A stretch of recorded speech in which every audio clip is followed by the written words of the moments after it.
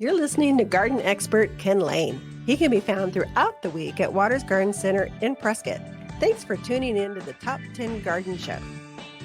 All right, so we have got to prepare for the landscape to wake up. And so I alluded to this a little bit at the bottom of the hour. You had to get ready. Your soils had to get ready. Put the trees and shrubs in the ground before they wake up. If you're thinking of fruit trees, get them. You should feel urgency. Get them in right away. Sooner the better. Big trees like evergreens, pine, spruce, fir.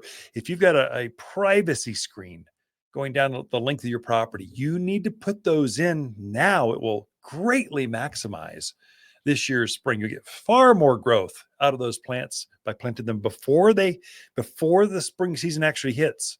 So don't wait. Anyway, that's enough of that. Won't harp on it because now you'll feel bad. But what you should do is feed the landscape. Everything in the yard should be fed. And I got a little caveat for you. We're starting to see bugs. So I've got 3 things for you to really watch after, 2 tasks you really need to do by the end of the month, by the middle of March. I've got 2-3 weeks to get this done, but you should get it out there right now. And so you should fertilize everything in the landscape. And if you're just tuned into this, let me be very specific. You don't want to just use anything. Get rid of that synthetic junk that the box store has. You don't want that in your yard. If you're on a well, you can poison yourself. And if you're not on the well, you can poison the rest of us. That stuff is so water soluble. The second we get any moisture, which March is famous for, it's going to pick most of that up and it's going to go down the dry washes. It's not going to go in the ground. Or it flushes through the soil so fast that the plants don't have time to pick it up. If you're tuned in the mountains of Arizona, you need to be using organic or all natural plant foods, which can be difficult to figure out. I get it. It's like this weird mix of bone meals and blood meals and feather meals and cottonseed meals. What do I do with this stuff? I just want good old fashioned synthetic, like petroleum based fertilizer. Give me some sort of steroid thing. Here's the benefit of all natural plant foods. Every time water hits them, they release just a little bit of food over like a 3-month period. So they take a much longer time to break down. And so the plants love that. They like feeding a little bit over a long period. And here's the real benefit. Synthetic fertilizers, they burn up your worms, everything good in the soil, they just burn it away. So it's chemicals, very hot. So they get rid of your mycorrhizal colonies, your beneficial insects that are in the soil that are helping the symbiotic relationship with your plants. There's this whole magical thing that happens in the ground that's good, that synthetics kind of 2 steps forward, 1 step, or 2 steps back, 3 steps back. You really want to use organic or all natural foods. Now, all of a sudden, you're fertilizing the plant and the good stuff in the soil too. Your worms will feed off of this cottonseed meal and bird guanos and this good stuff that's in this bag. And we've made it simple for you. It's all pelletized. It's dry, pre-mix. You don't have to mix anything up yourself. We did all the math, all the mixing, we curated all the elements. So just spread it.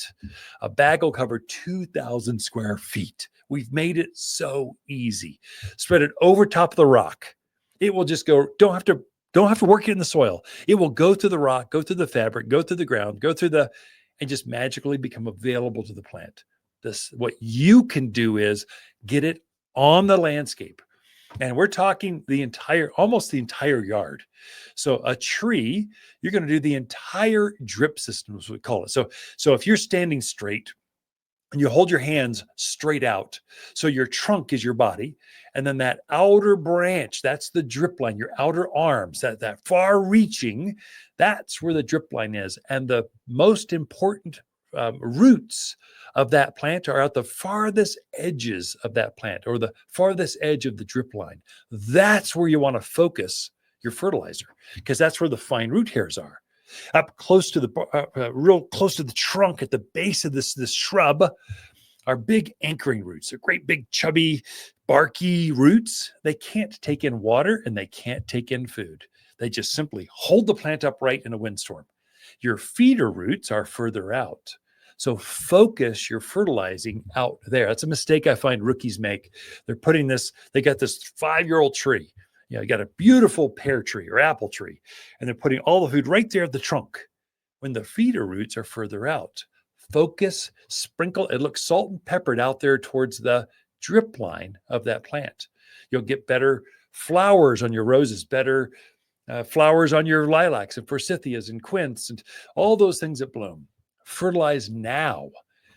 If I know they're not quite in leaf, but they will be within days, get the food on before, especially organic fertilizers, get it on before they actually leaf out.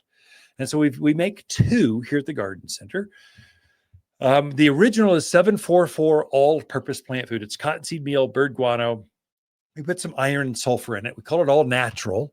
For you folks that are hardcore organics, I don't even want iron in my food. I don't want any sulfur. I don't care how the pH acts. I just want organic. We've got that too. We call it vegetable and fruit tree food. So it's just, there's no minerals in it. As soon as you put a mineral into a fertilizer, you can't call it organic. So you can call it natural, but you can't call it organic. But if you just stick with the meals, so the cotton meal, the blood goods, blood meals, and that kind of stuff, now you've got a all organic. That's good for fruit trees. So we call it 6447 organic fruit and vegetable food. Okay. That's what it's called. And so it's pelletized. And so you spread that out on the yard and the plants, it'll break down. The plants will pick it up as it needs it. As we get snow, as we get rain, as it goes through the root zone, it'll kind of pick up this stuff and go, yummy. Sounds good. I'm going to leaf out. We call it 6447 because we know that you're going to struggle with calcium deficiencies. It's something that we have, high alkalinity soils. It locks up the calcium that's in that's available to the plant. So we're going to juice the plant, your soil, the root zone around that plant, so it picks up more calcium. That will make sure your fruit size is larger, sweeter.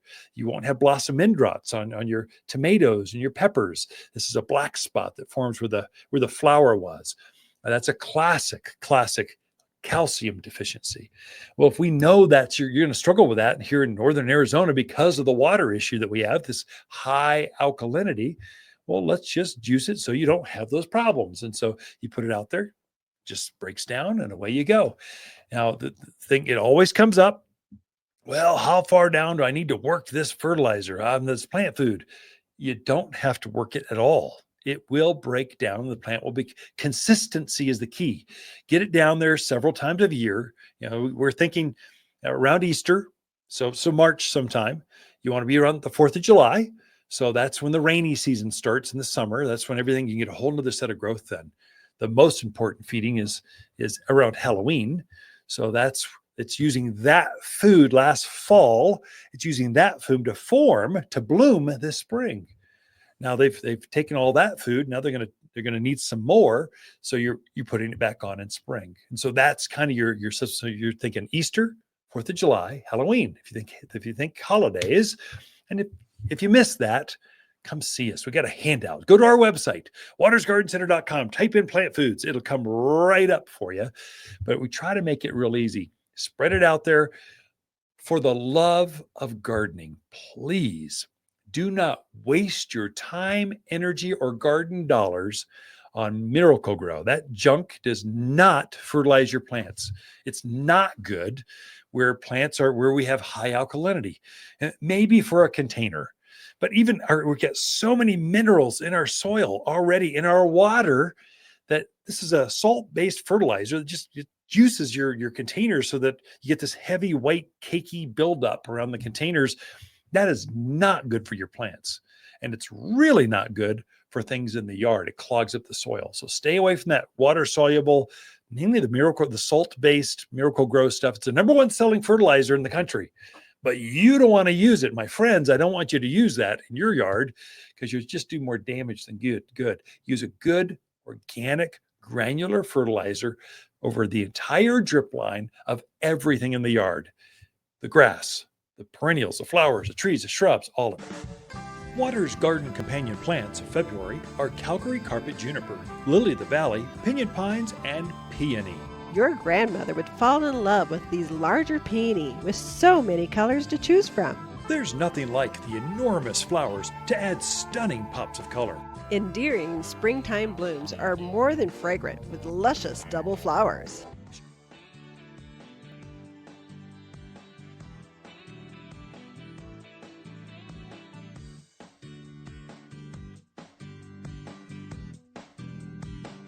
You're listening to garden expert Ken Lain. He can be found throughout the week at Waters Garden Center in Prescott.